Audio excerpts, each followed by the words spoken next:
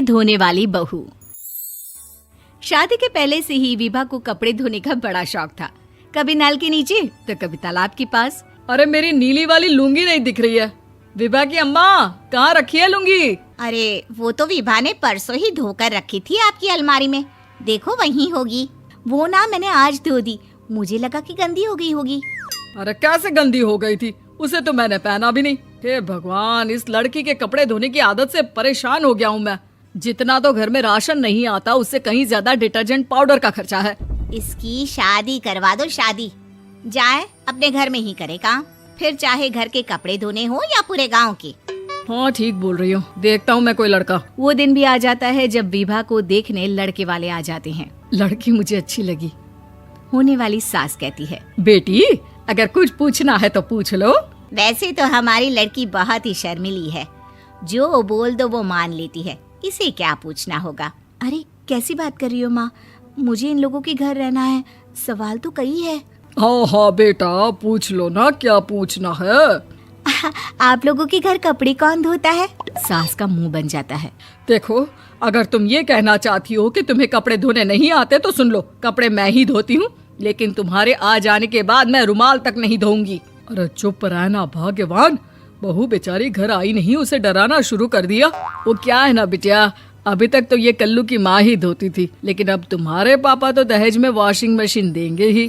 तभी विभा की माँ बोल पड़ती है, सवाल भी पूछा तो क्या। वैसे भाई साहब, मशीन की तो फिर भी कपड़े धोने की कैपेसिटी होती है। मतलब जो बिटिया दे रहे हैं ना विभा, इसे कपड़े धोने का बहुत शौक है। ये आप लोगों के क्या, आस पड़ोस गांव मोहल्ले सबके कपड़े धो दे और उफ तक ना करे।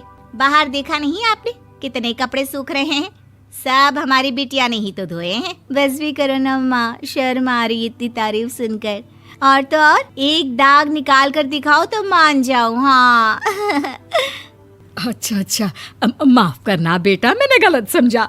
हमें तो रिश्ता बहुत पसंद है। और ऐसे जुड़ जाता है रिश्ता कपड़े धोने का शौक रखने वाली विभा का। उसकी शादी हो जाती है कोयला फैक्ट्री में काम करने वाले कल्लू के साथ। शादी के बाद अचानक विभा चिल्लाती हुई सास के पास आती है। सासू माँ, अरे सासू माँ कहाँ है आप?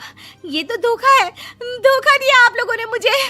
इसे ससुर के चक्कर के बारे में पता चल गया। अरे तो उसमें तुझे क्यों धोखा मिला है? अरे नल में पानी नहीं आता, कपड़े कैसे कब धुलेंगे? अच्छा अच्छा, तू पानी नहीं आ रहा उसकी बात कर रही है। तो आपने क्या सोचा? कुछ नहीं। अच्छा, तेरी माँ ने कहा था कि कपड़े धोने का शौक है तुझे, याद आया मुझे। शौक शौक बोलकर कपड़े धोने वाले मेरे जुनून को कम ना आके सासू माँ, कपड़ा धोना मेरा गुरूर है। तभी पति भी वहाँ आ जाता है। अभी अभी मैंने इसे सनी देओल की फिल्म दिखाई है, उसी के डायलॉग मार रही है माँ। अच्छा सुन, साफ साफ बता रही हूँ, पानी सुबह 4 से 6 और शाम को 10 से 12 आता है, समझी? विभा टाइमिंग सुनकर हैरान हो जाती है। ये क्या भूतों का मोहल्ला है? सुबह 4 बजे उठकर कौन कपड़े धोता है? 4 बजे टंकी में पानी जाता है, फिर सारा दिन धोना ना, किसने मना किया? अरे कैसी बात कर रही हैं? 200 लीटर की टंकी में कितने कपड़े धो लूंगी मैं? सुबह ही उठ जाऊंगी मैं। अब क्या था, विभा सुबह 4 से लेकर रात के 12 बजे तक कपड़े ही धोती रहती। एक रोज सास पड़ोस से निकलकर कहीं जा रही होती है कि साथ वाली कहती है, हाँ कल्लू की माँ, जरा ये बताओ कि 2 साड़ी है, 2 ब्लाउज और एक पेटीकोट और एक नाड़े वाला लंबा कच्छा। हाँ तो? अरे तो क्या, कितना लोगी धुलाई ये बताओ। धोबन दिख रहे हैं हम क्या? हमारे पति सरकारी नौकरी से अभी अभी रिटायर हुए हैं और बेटा सुपरवाइजर है कोयला फैक्ट्री में। धोबन समझ रखा है हमें। हाय रे कल्लू की अम्मा, माफ कर दो, वो तो मोहल्ले में यही सब बता रहे थे कि तुमने बहू को कपड़ा धुलवाने के काम में लगा दिया है। सास को पड़ोसन की बात सुनकर गुस्सा आ जाता है। वो घर पहुंचती है जहां घर के बाहर ही इतने सारे कपड़े सूख रहे होते हैं जितने कि किसी धोबन के घर पर। अरे ओ कल्लू की दुल्हन, बाहर निकल। माँ जी यहीं आ जाओ, बाथरूम में चादर धो रहे हैं हम। अरे अभी हम धोते हैं, तुमको बाहर निकलो। ये आस पड़ोस वाले बोल रहे हैं कि हम बहू से कपड़े धुलवा धुलवा कर उसे कपड़ा धोने वाली बना दिए हैं। अरे छोड़ो ना माँ जी, किन लोगों की बातों में आती हो? आस पास के लोगों का तो काम ही होता है कि वो किसी तरह सास बहू को लड़ा दे। बहू सारे घर के कपड़े धोती है, ये क्या कम है? बोलिए। सास को भी लग जाता है कि वो बहू का ये सनकीपन नहीं छुड़वा सकती, इससे अच्छा है कि खुद ही चुप हो जाए। एक रोज सास और बहू मंदिर जाते हैं, जहाँ सास की साड़ी वहाँ खड़ी भीख मांगने वाली से मिलती है। माँ जी क्या बात है, आपकी साड़ी उस भिखारन से कितनी मिल रही है ना? हाँ हाँ, देखो तो दोनों की साड़ी मिल रही है। क्या बात है कल्लू की अम्मा, तुम खुद को तो अफसर की बीवी बताती हो और ऐसी सिंपल सी प्लेन साड़ी पहनकर घूमती हो। सिंपल और प्लेन नहीं है ये साड़ी। तो क्या सोने के धागे से फूल बने हैं? कुछ भी सासू माँ, कुछ भी। हाँ, बने थे इस साड़ी में सोने के धागे से फूल। मेरे पति लेकर आए थे मद्रास से स्पेशली मेरे लिए 10,000 की। ताहे भाई साहब इस भिखारन के लिए भी सेम टू सेम साड़ी लेकर आए होंगे 10,000 की। सास उस वक्त तो कुछ नहीं कहती, लेकिन बहू के साथ घर आती है और अलमारी से एल्बम निकाल कर लाती है। ये साड़ी देख रही है, ये वही साड़ी है जिसे मैंने अभी पहना था। इस साड़ी में ये जो चमकदार फूल दिख रहे हैं ना, ये सोने के धागों से काढ़े गए हैं। लेकिन तू लोकल वॉशिंग मशीन ब्रश से घिस घिस कर सारे फूलों को निकाल कर साड़ी प्लेन कर दी। मुझे माफ कर दीजिए सासू माँ। और तो और, जब मैंने तुझे तेरी गलती के लिए कुछ नहीं कहा, लेकिन तूने तो सबके सामने मेरा मजाक ही बना दिया। क्यों? बहू को समझ में आ जाता है कि अब से उसका कपड़े धोना बंद। कंकाल का रहस्य। चौरा गांव के खेतों में इन दिनों खुदाई का काम चल रहा था। असल में इसी गांव से होकर एक अच्छी सड़क गुजरनी थी, इसलिए यहाँ खुदाई शुरू की गई थी। अचानक एक दिन खुदाई करने वाली मशीन से कुछ टकराता है। बाद में जब खोजबीन की जाती है तो वहां से 2 कंकाल मिलते हैं।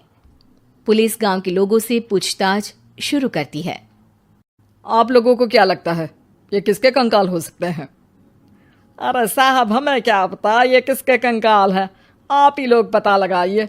हम लोग तो बहुत ज्यादा डरे हुए हैं। हाँ हाँ, हमारी फॉरेंसिक टीम अभी आ रही है।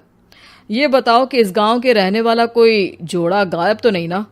क्योंकि शुरुआती जांच में तो ये बात सामने आ रही है कि एक कंकाल किसी पुरुष का है तो एक किसी महिला का।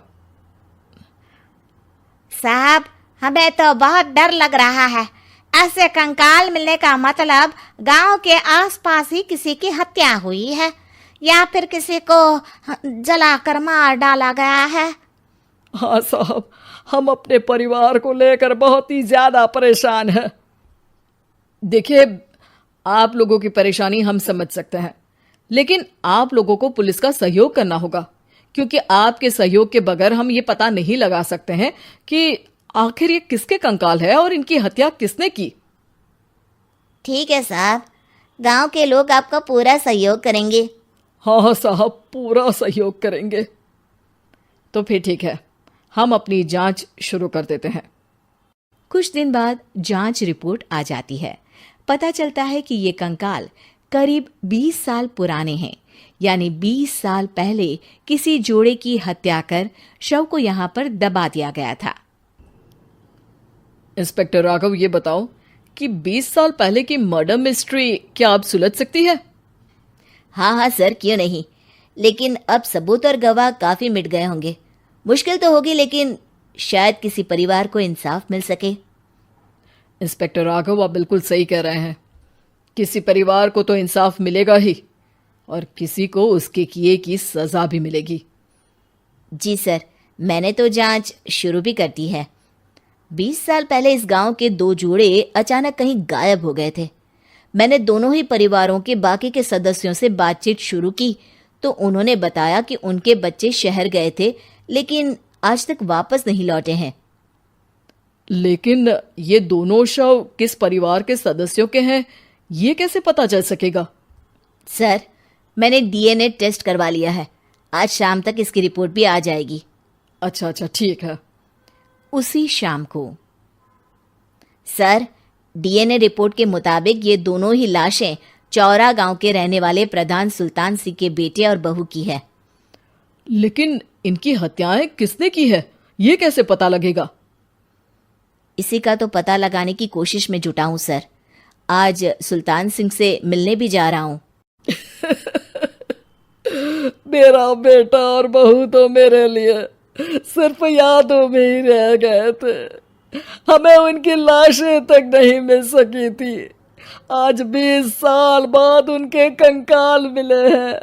मैं अब किसके लिए जीऊं?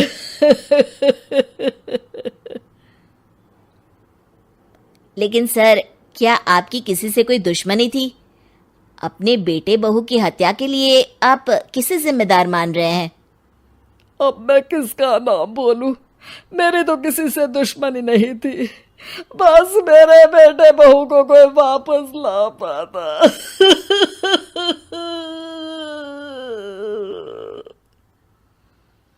इसके बाद सुल्तान सिंह फूट फूट कर रोना शुरू कर देते हैं। सर, अब आप इनका अंतिम संस्कार करवा सकते हैं। कम से कम इनका शरीर ना सही, इनका कंकाल तो आपको मिला है। लेकिन हाँ, अगर आपको कुछ भी याद आए तो ज़रूर बताइएगा। मेरी तो बेटा अब उम्र हो गई है, लेकिन मेरे बेटे और बहू के हत्यारों का ज़रूर पता लगाइएगा, क्योंकि जब तक हत्यारे पकड़े नहीं जाएंगे मेरा मन नहीं मानेगा। सर, हमारी पूरी कोशिश रहेगी हत्यारे को पकड़ने की। लेकिन एक बात बताइए, उस वक्त आपको किस पर शक गया था? उस वक्त मेरे एक ड्राइवर को पकड़ा गया था, लेकिन सबूतों के अभाव में उसे छोड़ दिया गया था। अच्छा, और ड्राइवर पर कैसे शक हुआ था? क्योंकि उस दिन ड्राइवर छुट्टी पर था। उस समय लेकिन लाश क्यों नहीं मिल सकी थी? उस वक्त पुलिस ने बहुत कोशिश की थी, लेकिन दोनों की डेड बॉडी नहीं मिल सकी थी। ठीक है, हमारी तफ्तीश चल रही है, मैं फिर आऊंगा। इसके बाद इंस्पेक्टर वहां से चला जाता है और सुल्तान सिंह अपने बेटे और बहू की याद में खो जाते हैं। कुछ दिन बाद सुल्तान सर, एक बात बताइए, जब आपके बेटे बहू की हत्या हुई थी, उसी के आसपास आपके ही गांव का रहने वाला एक और जोड़ा उसी वक्त गायब हो गया था ना? हाँ सर, अलका और अभिषेक, वो भी मेरे बच्चों जैसे ही थे। तो फिर वो कहाँ है? उनका भी आज तक पता नहीं चल सका, लेकिन बताते हैं कि कुछ साल पहले अभिषेक को गांव के ही किसी आदमी ने मुंबई में देखा था, लेकिन फिर वो गायब हो गया। यानी अभिषेक और अलका की हत्या नहीं हुई थी, बल्कि उन्होंने किसी वजह से खुद ही गांव छोड़ दिया था। हाँ, हो सकता है, क्योंकि अभिषेक मेरे बेटे संतोष का अच्छा दोस्त था और उसका मेरे घर भी आना जाना लगा रहता था। हो सकता है कि उसने मेरे बेटे और बहू के बारे में सुन लिया हो और ये गांव छोड़ दिया हो सकता है। उनके परिवार का कोई अब नहीं रहता क्या इस गांव में? अब तो कोई नहीं रहता। एक चाचा थे, लेकिन उन्होंने भी अपना पुश्तैनी मकान बेच दिया है। वो भी अब कहीं शहर में ही बस गए हैं। ओह, अभिषेक और अलका के बारे में भी पता लगाना होगा। हो सकता है कि वही इस हत्या के बारे में कुछ बता सके। हो तो सकता है, लेकिन वो बेचारे तो खुद ही वक्त के मारे थे, वो क्या बताएंगे। फिर भी सर, जब केस दोबारा खुला है तो जांच तो करनी ही पड़ेगी, और इस बार तो लाशें भी बरामद हुई है। कुछ दिन तक लगातार तफ्तीश चलती रही। एक दिन थाने से सुल्तान सिंह को फोन आता है। हाँ, कौन बोल रहा है? सर, मैं कांस्टेबल तुलाराम बोल रहा हूँ थाने से। आपको थाने आना पड़ेगा। थाने? लेकिन क्यों? सर, किसी की पहचान करवानी है। अच्छा ठीक है, मैं दोपहर तक पहुंचता हूँ। सुल्तान सिंह दोपहर में थाने पहुंचता है। कई पुलिस के अधिकारी वहां मौजूद रहते हैं। सर, आपके बेटे की हत्या का रहस्य आज शायद सुलझ जाए। अच्छा इंस्पेक्टर राघव, पर वो कैसे? सर, उस आदमी को देखिए, क्या वही अभिषेक है? सुल्तान सिंह की आंखों में हैरानी से आंसू आ जाते हैं। हाँ सर, यही अभिषेक है। ये आपको कहाँ से मिला? सिर्फ अभिषेक ही नहीं, बल्कि इसकी पत्नी अलका भी इसके साथ है। मैडम, जरा अभिषेक की पत्नी को लाइए। जैसे ही अलका को पेश किया जाता है, सुल्तान सिंह जमीन पर गिर जाते हैं। सुल्तान सर, क्या हुआ आपको? आप अलका को देखकर गिर क्यों गए? सुल्तान सिंह सर पकड़कर बैठ जाते हैं। ये अलका नहीं, बल्कि ये तो मेरी बहू रितु है। पूरा थाना एक दूसरे का मुंह देखने लगता है। क्या? इसके बाद हर किसी को 2 कंकाल और हत्या का रहस्य समझ में आ गया। अभिषेक और रितु ने मिलकर संतोष और अलका की हत्या की थी और लाश को जमीन के नीचे दबा दिया था। आज 20 साल बाद इस हत्या का रहस्य खुल सका था कि अवैध प्रेम संबंध में 2 मासूमों की जान गई थी। ऐसा बाप नहीं चाहिए। एक बड़े शहर में रतनलाल अपनी बेटी संध्या और छोटे बेटे कुणाल के साथ रहता है। रतनलाल बहुत गरीब है और शराबी किस्म का आदमी है। वो रिक्शा चलाकर अपना जीवन यापन कर रहा है। रतनलाल एक अधेड़ उम्र के आदमी योगेश्वर को कभी कभी अपनी रिक्शा से मार्केट या मंदिर छोड़ता है और कभी कभी बाजार से उसका सामान भी ले आता है। एक दिन रतनलाल योगेश्वर से कहता है, साहब, आपके पास गाड़ी है, फिर भी आप कभी कभी रिक्शा से क्यों जाते हो? इन शहर की गलियों को आराम से देखना मुझे बहुत पसंद है। ठीक है साहब, मैं चलता हूँ, कल फिर आऊंगा। अरे रतनलाल, रुको तो। मैंने सुना है कि तुम अपनी बेटी को कुछ पैसों के बदले किसी को दे रहे हो। अभी किसी को बेचे नहीं तो क्या करे साहब। एक छोटा बेटा है, उसको पढ़ाना भी है, उसकी देखभाल भी करनी है, और अगर मैं बेटी को घर में रखूंगा तो उसकी शादी कैसे करूंगा साहब। तुमको कितने पैसे मिल रहे हैं? अब 50,000 साहब। देखो, मैं तुमको पूरे 20 लाख रुपए देता हूँ। तुम अपनी बेटी संध्या को मुझे दे दो। हैं? अब 20 लाख? धन्यवाद साहब, धन्यवाद। मैं कल ही उसे आपके पास छोड़ जाऊंगा साहब। अगले दिन रतनलाल संध्या को हमेशा के लिए योगेश्वर के यहाँ छोड़ आता है और बदले में 20 लाख रुपए लेकर घर आ जाता है। रतनलाल जिंदगी में पहली बार इतने पैसे पाकर बौखला गया। उसने एक अच्छा घर लिया। कुणाल, अब हमें कोई चिंता नहीं है, तो अब अच्छे से पढ़, खूब मन लगाकर पढ़ाई करना। पापा, मुझे पढ़ाई करना अच्छा नहीं लगता। अरे तूने अगर ज्यादा बकवास की ना तो बहुत मारूंगा। कल से तू अच्छे स्कूल में जाएगा तो जाएगा, हाँ बस।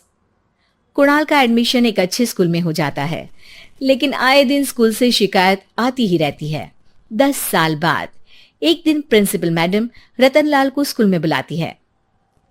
रतनलाल, आपका बेटा कुणाल बहुत आवारा हो गया है और ये बिल्कुल भी पढ़ाई नहीं करता है, बल्कि उसका दिमाग गलत कामों में जा रहा है। अब मैं उससे बात करूंगा मैडम। ठीक है, आज ये आखिरी मौका है। अगली बार तो मैं उसे स्कूल से ही बाहर निकाल दूंगी। रतनलाल घर आ जाता है और कुणाल से कहता है, कुणाल बेटा, मैं तुम्हारे ऊपर इतना पैसा लगा रहा हूं, फिर भी तुम स्कूल में सही से क्यों नहीं पढ़ते हो? आप तो रहने ही दीजिए, मैं सब जानता हूँ कि ये पैसा कहाँ से आया है। और वैसे भी अब ये पैसा मेरा है। मेरा जो भी मन होगा मैं करूंगा। आज के बाद मैं कभी स्कूल नहीं जाने वाला। रतनलाल को अपनी बेटी की याद आती है और वो रोने लगता है। 5 साल बाद कुणाल एक दिन एक लड़की को शादी करके घर ले आता है। पिताजी, ये मेरी पत्नी है स्वीटी। हैं? तुमने शादी कर ली? हाँ, शादी कर ली मैंने, दिखाई नहीं दे रहा? और अब से आप फिर से कमाना शुरू कर दो। बहुत बैठ कर खा लिया। कुणाल, तुम इस बुड्ढे को घर में क्यों रख रहे हो? देखो ना, ये शराब पीता है।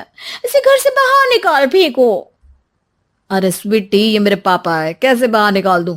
और वैसे भी घर में कोई तो चाहिए ना काम करने वाला। नौकर समझ कर रख लो। इस बुड्ढी को तो घर से बाहर निकाल कर ही रहूंगी मैं कब तक इसके लिए खाना बनाऊंगी? स्वीटी एक दिन घर के बाहर पार्क में अपनी दोस्तों के साथ बैठी होती है। तभी वो रतनलाल को बुलाती है। पिताजी, मेरे कमरे में मैं अपना फोन छोड़ आई हूँ, जरा ला कर तो देना। हाँ, जरूर, अभी लेकर आता हूँ। रतनलाल फोन लेकर आ जाता है। कुछ समय बाद स्वीटी के फ्रेंड्स भी चले जाते हैं। स्वीटी अंदर आकर शोर मचाती है। चोर चोर! कहाँ है चोर? मुझे तो यहाँ कुछ नहीं दिख रहा। अरे ये अलमारी खुली पड़ी है, जरूर किसी चोर ने ही खोली होगी। अरे कौन आया था यहाँ? यहाँ तो पिताजी आए थे बस। अरे बहू, मैं चोर नहीं हूँ। मुझे तो आप पर अब बिल्कुल भी विश्वास नहीं है पिताजी, क्योंकि जब आप पैसे के लिए दीदी को बेच सकते हो तो आप चोरी भी तो कर ही सकते हो। अरे लेकिन वो सब तो मैंने तेरे भले के लिए किया था ना। मैं तो कहती हूँ कि हमें इनकी कमरे की तलाशी लेनी चाहिए। तुम बिल्कुल सही कह रही हो, चलो। स्वीटी और कुणाल दोनों रतनलाल के कमरे की तलाशी लेते हैं और उन्हें वहां स्वीटी की ज्वेलरी और पैसे मिल जाते हैं। मैं तो पहले ही जानता था कि चोर आप ही हो। निकल जाओ मेरे घर से और दोबारा अपनी शक्ल मत दिखाना। रतनलाल आंखों में आंसू लिए घर से निकल जाता है। स्वीटी मन ही मन सोचती है, आज तो मेरी प्लानिंग सफल हो गई। जैसा मैं चाहती थी ऐसा ही किया और बड़ी आसानी से उस बुड्ढी को चोरी का इल्जाम लगाकर घर से भगा दिया। रतनलाल की हालत अब ज्यादा खराब हो गई और वो सड़क पर बैठकर भीख मांगकर खाने लगा। एक दिन वहां एक गाड़ी आकर रुकी और सड़क पर बैठे सभी भिखारियों को अपने सेंटर ले गई। एनजीओ की मालिक संध्या एक एक करके सभी को सुविधा मुहैया कराती है। तभी उसकी नजर रतनलाल पर पड़ती है। पिताजी? संध्या तू? पिताजी, आपकी ये हालत कैसे हुई? ये सब मेरे बुरे कर्मों की सजा है जो मुझे मिल रही है। मुझे माफ कर दे बेटी।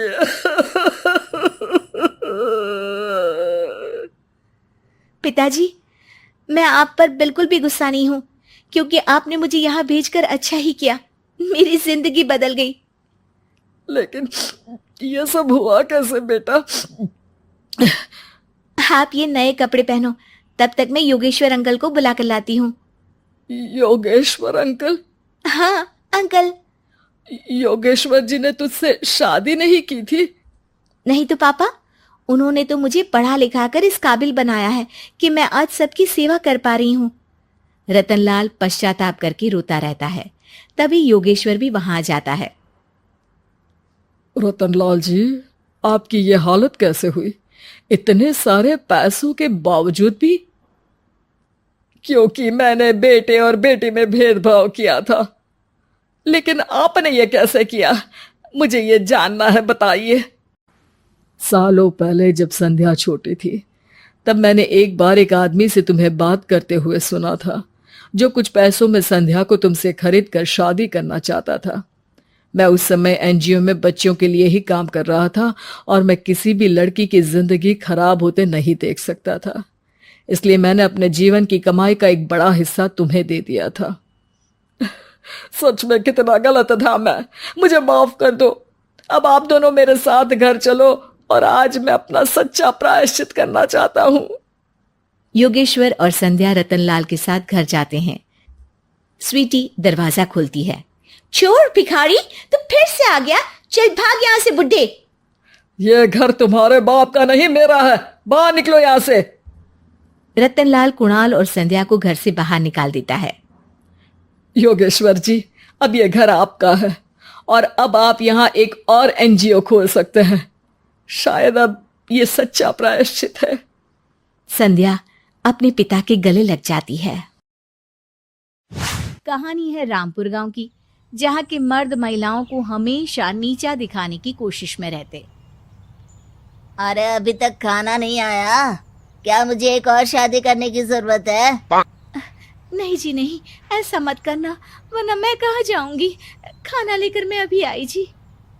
गांव की पंचायत में भी फैसले हमेशा औरतों के खिलाफ ही रहते। मैं जो फैसला सुनाता हूँ वो भगवान की आज्ञा होती है। इस लड़के ने अपने मन से शादी करके अच्छा नहीं किया। लड़के को घर भेज दो और इसकी शादी इसकी जाति की किसी लड़के से करवा दो। लेकिन ये लड़के, इसे तो गांव के बाहर निकाल दो। नहीं नहीं जमींदार साहब, ये क्या बोल रहे हैं? ऐसा नहीं हो सकता। मेरी बेटी मासूम है, इसे अच्छे बुरे की समझ नहीं है। अरे कहाँ जाएगी ये बेचारी? कहाँ जाएगी? इतनी चिंता है तो पूरे परिवार का गांव निकाला कर देते हैं। बेचारे पूरे बसे बसाए परिवार को गांव छोड़ना पड़ता है। चाहे जो हो, अगर बेटियों को कंट्रोल नहीं कर सकते तो गांव में रहने का कोई मतलब नहीं है। यहाँ औरतों को दब कर रहना होगा। कोई भी अपने हिसाब से कुछ नहीं कर सकता। सब ईश्वर की मर्जी से ही होगा। तभी गांव का एक आदमी दौड़ा दौड़ा आता है। सरपंच साहब, जमींदार साहब, वो कालिया है ना, उसकी बेटी पढ़ने के लिए शहर जा रही है। अच्छा, ये कब हो गया? और कालिया की हिम्मत कैसे हो गई ऐसा करने की? लेकर आओ उसे और उसकी बेटी को। बस फिर क्या था, हाजिर हो जाते हैं कालिया और उसकी बेटी सरपंच के सामने। अरे कालिया, ये क्या सुनने में आ रहा है? बेटी को इंजीनियर बना रहा है तू? और ये बता, गांव में तो स्कूल नहीं है, फिर कहाँ से इतनी क्लास पास कर गई तेरी बेटी? राधा, जो कि कालिया की बेटी है, उसे लगता है कि सरपंच उसकी तारीफ कर रहे हैं। सरपंच जी, मैंने ऑनलाइन पढ़ाई की है, डिस्टेंस लर्निंग से। सभी में मैंने अच्छे नंबर पाए हैं, जिसे देखते हुए शहर की इंजीनियरिंग कॉलेज में मुझे स्कॉलरशिप मिली है। वाह जी वाह, क्या होती है ये? पहले तो ये बताओ, फिर आगे की बात करते हैं। पूरा गांव राधा की बात सुन रहा था और राधा बोलती जा रही थी। तो ऐसे मैं फ्री में एक अच्छी शिक्षा लेकर गांव में जो कुछ परेशानियां हैं, जैसे बिजली, पानी और इंटरनेट जैसी समस्याओं के लिए काम करूंगी। मैं गांव को शहर से जोड़ने के लिए पुल का निर्माण करवाने का प्रस्ताव रखूंगी। मुझे पूरी उम्मीद है कि जल्द ही हमारा गांव भी तरक्की की राह पर चल पड़ेगा। राधा की बात सुनकर सारे गांव वाले ताली बजाने लगते हैं। सरपंच को समझ नहीं आता कि वो क्या करे। चुप रह नादान लड़की, गांव के खिलाफ जाने के लिए तुझे गांव से बेदखल कर दिया जाएगा, वो भी पूरे परिवार के साथ। और हाँ, अगर ठीक से गांव में रहना चाहती है तो ये पढ़ाई लिखाई छोड़ दे। हम तेरे लिए गांव का कोई होनहार लड़का देखेंगे। तभी गांव का एक आदमी बोल पड़ता है। अरे नहीं नहीं सरपंच जी, राधा बिटिया जो बता रही है, अगर वैसा हो जाए तो हम लोगों को पैसा कमाने के लिए बाहर नहीं जाना पड़ेगा। हाँ जी, और ना ही कोसों दूर पानी के लिए भटकना पड़ेगा। हमारे बच्चे भी अच्छी पढ़ाई कर सकेंगे और आगे बढ़ेंगे, ना कि हमारी तरह खेती करते बैठेंगे। क्यों गांव वालों, राधा बिटिया का साथ देना चाहिए ना। सरपंच देखता है कि गांव राधा के साथ है तो वो चुप हो जाता है। वो घर आकर अपने सलाहकार से बात करता है, जो बहुत ही चालाक किस्म का इंसान होता है। अरे सरपंच साहब, आपको बहुत ही होशियारी से काम लेना पड़ेगा। एक बार गांव तरक्की कर गया, यहाँ के बालक पढ़ लिए तो कोई ना पूछेगा आपको। और फिर ये जो बेटा और बेटी है ना आपके, इनको भी आम लोगों की तरह ही जीवन जीना होगा। हाँ, लेकिन करे तो क्या करे? वो ना आप मुझ पर छोड़ दीजिए, बस मैं जैसा बोलूं करते जाइए। अगले रोज सुबह जब गांव वाले सोकर उठते हैं तो राधा के घर के बाहर और साथ ही वो लोग जिन्होंने राधा का सपोर्ट किया था, उनके घर के आगे लाल रंग से कल आऊंगी लिखा होता है। कल आऊंगी? यह क्या होता है? अरे यह तो खून से लिखा है, लगता है कोई भूत प्रेत या चुड़ैल का साया है। चलो सरपंच जी के पास चलते हैं। सभी सरपंच के पास जाकर उसे सारी बात बताते हैं। अरे ये तो बड़ी मुश्किल की बात है। चलो, मैं एक बाबा को जानता हूँ, उन्हें बुला लेता हूँ। सरपंच बाबा को लेकर गांव के घर के बाहर जाता है। ओहो, तो ये वो चुड़ैल है जो उन लोगों को निशाना बनाते हैं जो गांव को बदलने का सपना देखते हैं। वो गांव को ऐसे ही संपन्न देखना चाहती है, वो नहीं चाहती कि कोई बाहरी यहाँ का कायाकल्प करे। क्या तुम लोगों में से किसी ने गांव को बदलने की सोच रखी है? तभी राधा की माँ रोते रोते आती है। मेरी राधा घर से गायब हो गई है। अरे कोई तो बचाओ, मेरी बच्ची कहाँ गई?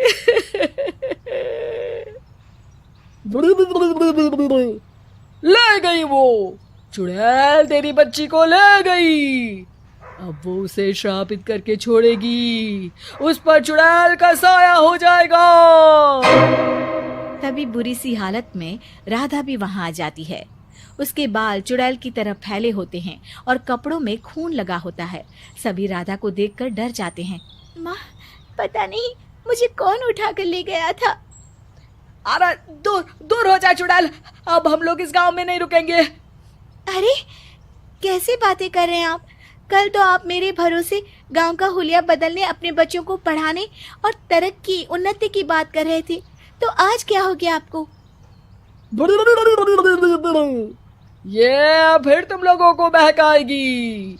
ये चुड़ैल गांव में आ चुकी है, ऐसे ही ये तुम्हारे घर के बच्चों को भी ले जाएगी। गांव वाले राधा को गांव से बाहर निकाल देते हैं। उसके माँ बाप रोते रहते हैं, लेकिन गांव वाले नहीं मानते। मैं भी अपनी बहन के साथ गांव के बाहर रहूंगा, लेकिन वो पढ़ाई नहीं छोड़ेगी। वहीं सरपंच के घर पर सलाहकार कहता है,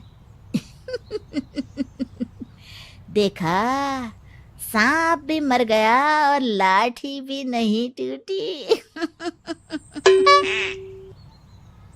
लेकिन अगले ही दिन सरपंच के घर के बाहर भी वही शब्द लिखे होते हैं। और फिर सरपंच की बीवी कहती है, हमारी बेटी को किसी ने अगवा कर लिया है। तभी राधा का भाई वहां आ जाता है। अरे गांव वालों, मैंने सरपंच जी की बेटी को देखा था, वो चुड़ैल उसे उठाकर ले जा रही थी। अरे क्या मजाक कर रहे हो? नहीं नहीं सरपंच जी, आप नहीं जानते, वो चुड़ैल अब आपकी बेटी में आ जाएगी, जैसे राधा के अंदर आ गई थी। तभी सरपंच की बेटी वैसी ही हालत में वहां आती है जैसे राधा आई थी। पापा, पता नहीं कैसे मैं गायब हो गई थी। चुड़ैल, इसके अंदर भी चुड़ैल का साया है, मारो इसे। अरे नहीं नहीं, इसे भी राधा के पास गांव के बाहर ही भेज दो।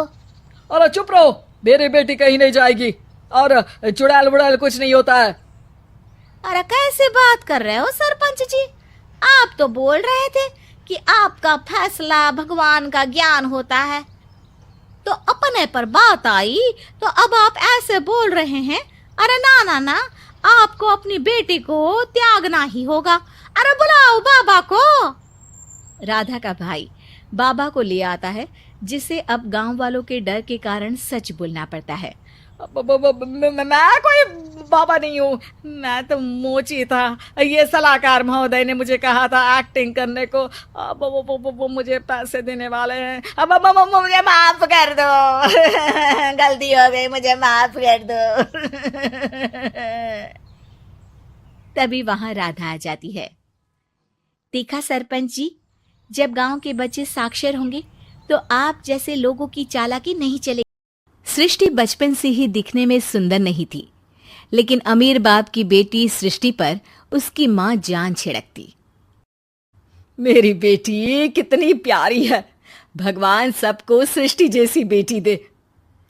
सृष्टि धीरे धीरे बड़ी होती है। एक दिन सृष्टि की सहेली कहती है, तू दिखने में कितनी अजीब सी है, लेकिन मैं जानती हूँ हम सब में सबसे अच्छी शादी तो तेरी ही होगी। तेरे पापा अमीर जो है। और बता नहीं सकते यार, दहेज तो हर कोई देता है, ये क्या ज्यादा ले जाएगी अपने पति के लिए? अरे बड़े शहर में कोठी है इसके पापा की। अरे पापा की है ना, कौन सी इसकी है? इसकी होती तब तो कोई भी लड़का इससे शादी कर लेता। अरे पापा की मतलब पापा की है तो मेरी ही है ना? किसने कहा? अब तेरी तो तब होगी ना जब तेरा भाई ना हो। वैसे भी शादी के बाद सारी प्रॉपर्टी भाई के नाम होती है। सृष्टि समझ जाती है कि उसे किसी भी हालत में माँ बाप की सारी प्रॉपर्टी को अपने नाम करना है, लेकिन कैसे?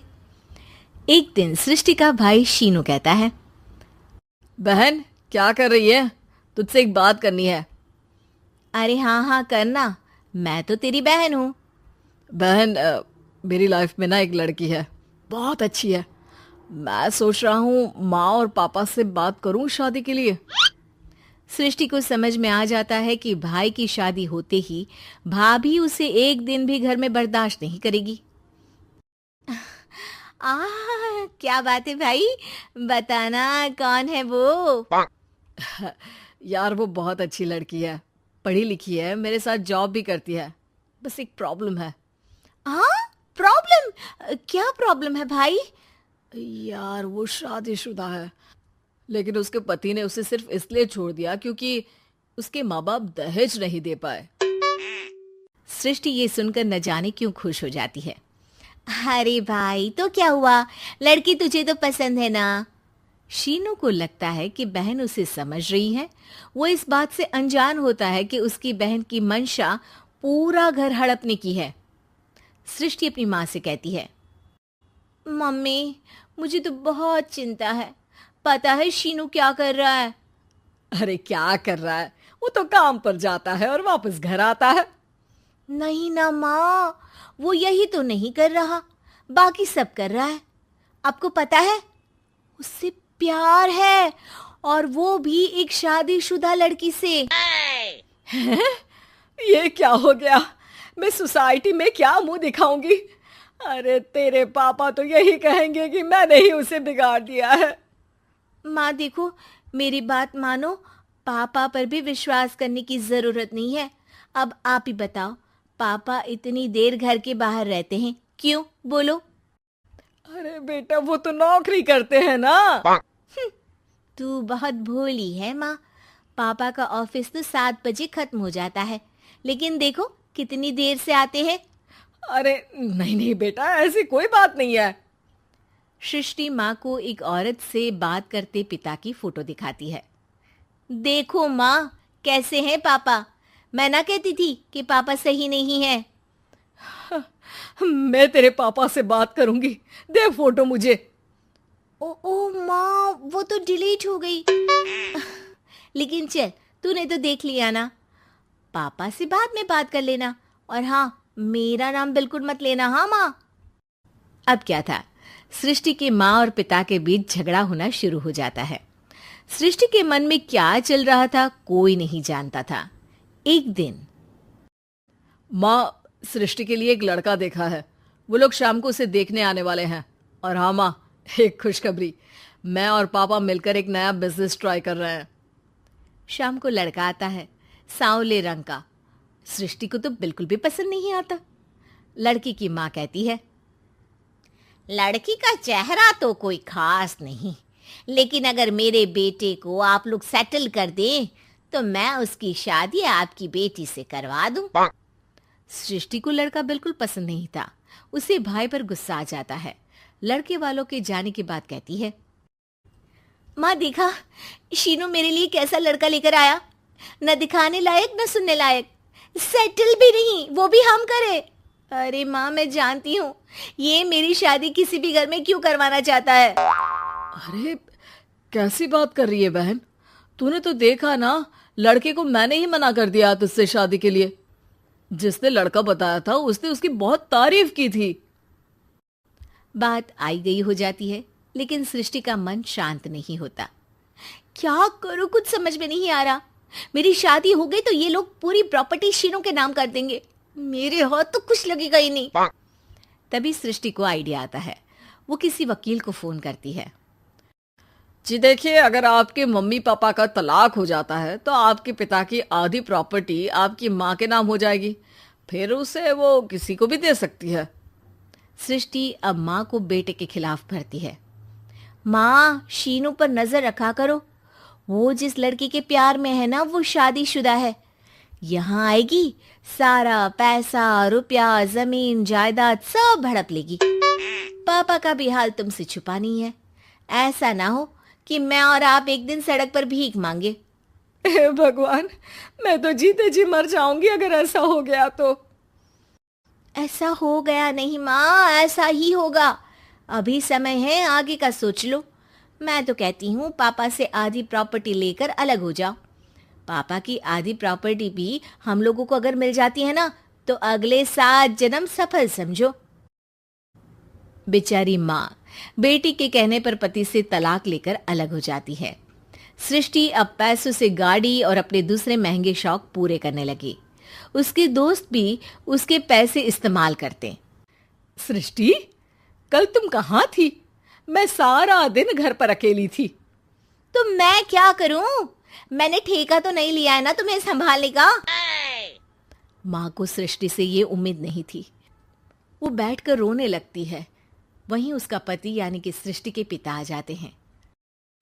मैं जानता था कि तुम्हारा यही हाल होगा, तो आपने मुझे रोका क्यों नहीं? मैं रोकता तो तुम रुकती क्या? सृष्टि के कहने पर तुमने मुझ पर अपने बेटे पर शक किया, लेकिन तुम ये भूल गई कि कैसे हम दोनों ने मिलकर जीवन में इतना सब खड़ा किया।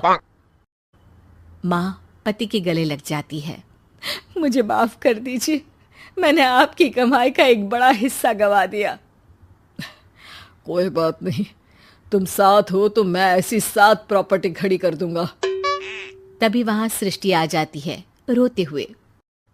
माँ, मयंक ने मुझे छोड़ दिया। वो बोल रहा था जब तक मेरे पास पैसे थे तब तक ही वो मेरे साथ था। पापा, माँ, मुझे माफ कर दीजिए। कौन बनेगा नेता? नगर निगम के चुनाव पास आने वाले थे। पूरे कानपुर शहर में टिकट को लेकर मारामारी शुरू थी, लेकिन सबसे ज्यादा चर्चा में वार्ड नंबर 40 की सीट थी। वो इसलिए क्योंकि इस बार वहां की सीट महिला के लिए आरक्षित थी। अब सवाल ये था कि चुनाव लड़ेगा कौन। इससे पहले ठाकुर साहब वहां से पार्षद थे और इस बार उन्होंने अपनी पत्नी सीमा ठाकुर को टिकट दिलवाई और ठाकुर साहब की शान के कारण सीमा जी ने 20,000 वोटों से चुनाव जीत लिया। अरे बधाई हो सीमा भाभी, अब तो आप वार्ड की पार्षद बन गई हैं। अब तो हमारे काम आप ही करवाएंगी। अरे ये तो सिर्फ नाम की पार्षद बनी है, वो तो महिला सीट आ गई, वरना पार्षद तो मुझे ही बनना था। अब भले ही चेहरा इसका होगा लेकिन पावर तो मेरी ही होगी। अरे वाह भाई साहब, क्या दिमाग लगाया है आपने भी। आइए आप लोग, खाना लगा दिया है सबके लिए। सीमा जी पार्षद बन चुकी थीं, फिर भी उनकी एक ना चलती। सारे काम ठाकुर साहब खुद ही संभाल लेते और जहां जरूरत पड़ती वहां सीमा जी का अंगूठा लगवा लेते। सीमा जी ज्यादा पढ़ी लिखी भी नहीं थी। एक दिन ठाकुर साहब और सीमा एक प्रोग्राम में जाते हैं। अरे ठाकुर साहब, आप आ गए। ओहो, पार्षद मैडम भी आ गई हैं। स्वागत है आप दोनों का।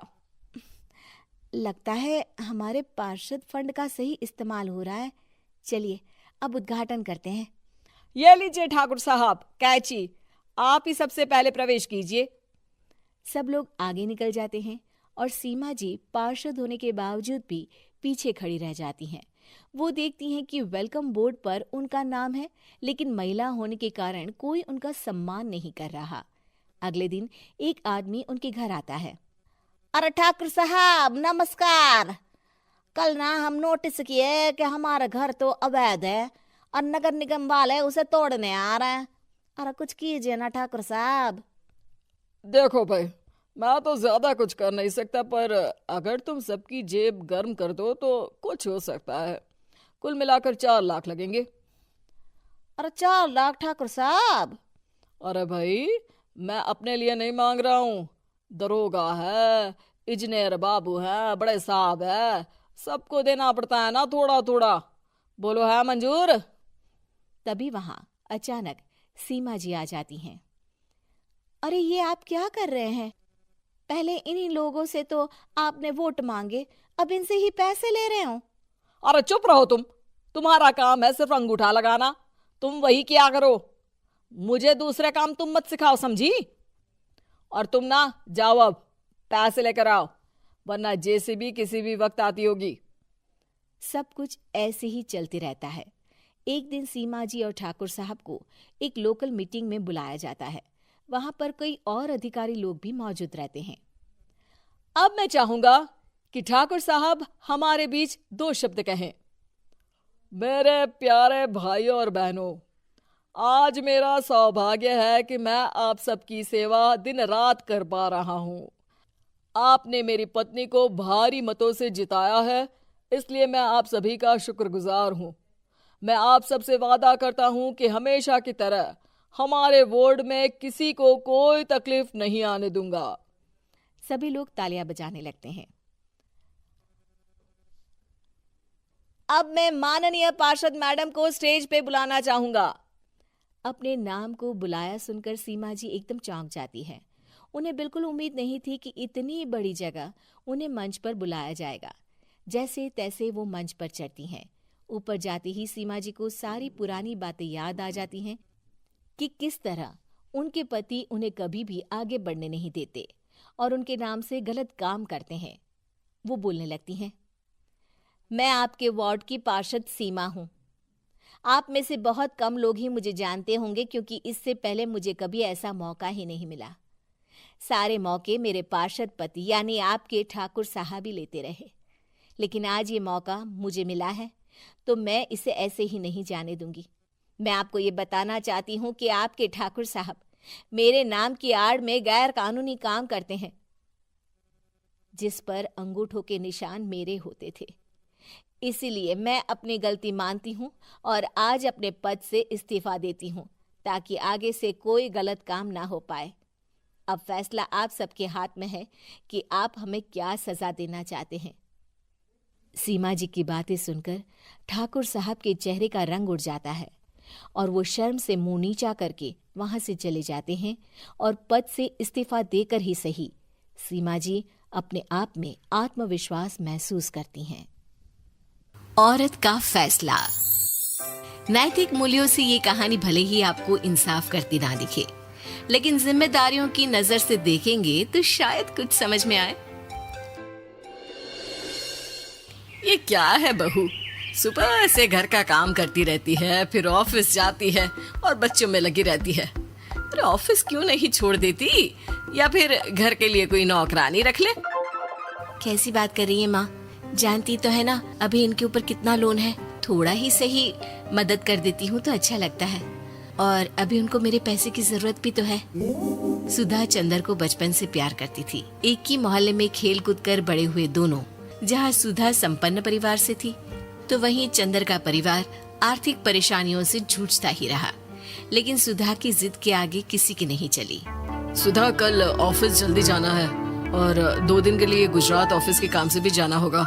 अरे कैसी बात कर रहा है बेटा, बहू को अगले महीने बच्चा होने वाला है, इस वक्त तो उसके साथ रहे। अरे कोई बात नहीं ना माँ, उनको जरूरी काम होगा, वरना मेरा चंदर ऐसे वक्त में मुझे छोड़कर कभी नहीं जाता। चंदर सुबह घर से निकलता तो आधी रात को घर में घुसता, वो भी शराब के नशे में। चंदर की माँ उसे खूब समझाती। अरे माँ, देख रही हो ना कितना कर्जा है सर पर, काम करना पड़ता है। दिन रात काम नहीं करूंगा तो घर कैसे चलेगा। अरे लेकिन बहू को भी तो देख लिया कर, इस हालत में भी घर का बाहर का सारा काम करती है। चंदर तो जैसे माँ की बात सुनकर भी अनसुना कर देता है। ऑफिस के बाद चंदर का फोन माँ के पास आता है। माँ, वो ऑफिस के काम से आज रात के लिए पास के शहर के ऑफिस जाना पड़ रहा है, कल सुबह आ जाऊंगा। सुधा रात को कमरे में सो रही होती है कि उसके पेट में दर्द होता है। सुधा चंदर को वीडियो कॉल करती है। इनको फोन कर लो, शायद कुछ आराम मिले। लेकिन 10 बार फोन करने पर भी वो सुधा का फोन नहीं उठाता। ऑफिस के काम से गए हैं, हो सकता है बिजी हो। कितनी मेहनत कर रहे हैं हम लोगों के लिए। सुधा सो तो जाती है, लेकिन अकेले उसे कमरे में डर लगता है। अगले रोज चंदर घर आता है, जहाँ सुधा ऑफिस जाने के लिए तैयार हो रही थी। तुम आज भी ऑफिस जाओगे? कल रात भर तो ड्यूटी की है, थक जाओगे, छुट्टी ले लो ना। अरे नहीं नहीं, कैसी बात कर रही हो, ये तो पॉसिबल ही नहीं है।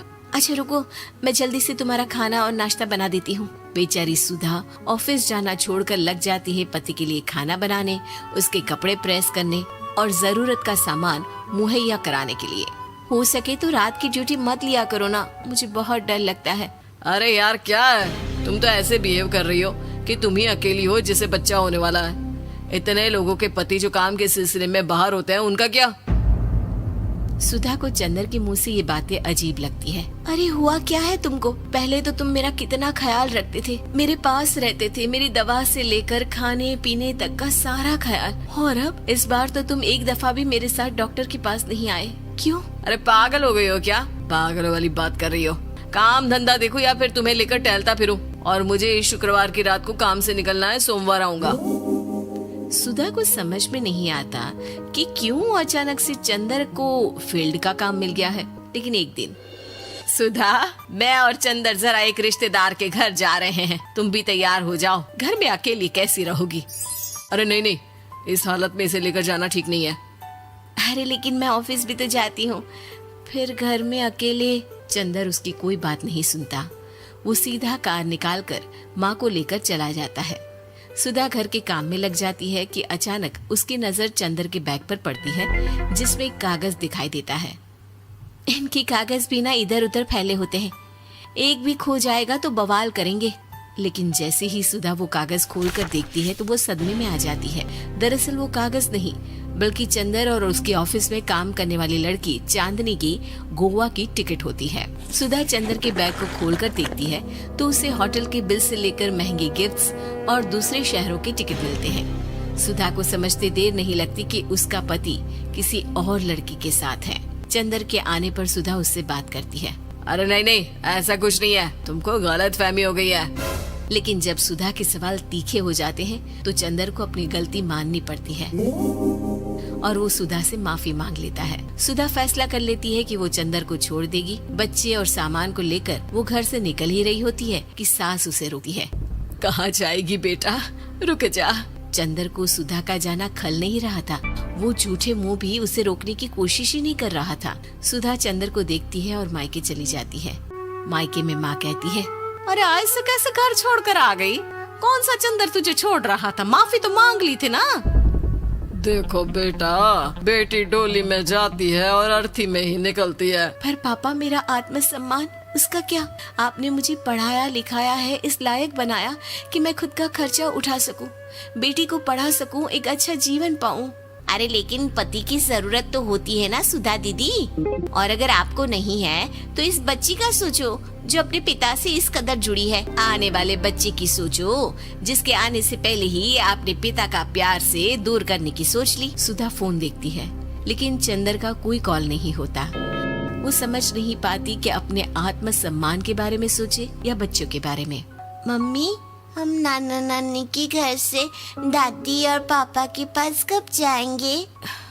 नहीं जाएंगे बेटा, अब यहीं रहेंगे। नहीं मम्मी, मैं पापा के पास जाऊंगी, मुझे दादी के साथ रहना है। और मेरे साथ? हाँ, आपके साथ भी तो, सबके साथ माँ। देखो सुधा दीदी, आपके सर पर पिता का साया होना जरूरी होता है। अपने घमंड के लिए पिता और बेटी को अलग मत करो। सुधा अब सामान उठाकर अपने ससुराल जाने लगती है, लेकिन मन में सवाल रह जाता है कि जिसे दुनिया घमंड समझ रही है वो उसका आत्मसम्मान था। चंदन ने माफी जरूर मांग ली, लेकिन कभी ये एहसास नहीं दिलाया कि वो सिर्फ उसी का है।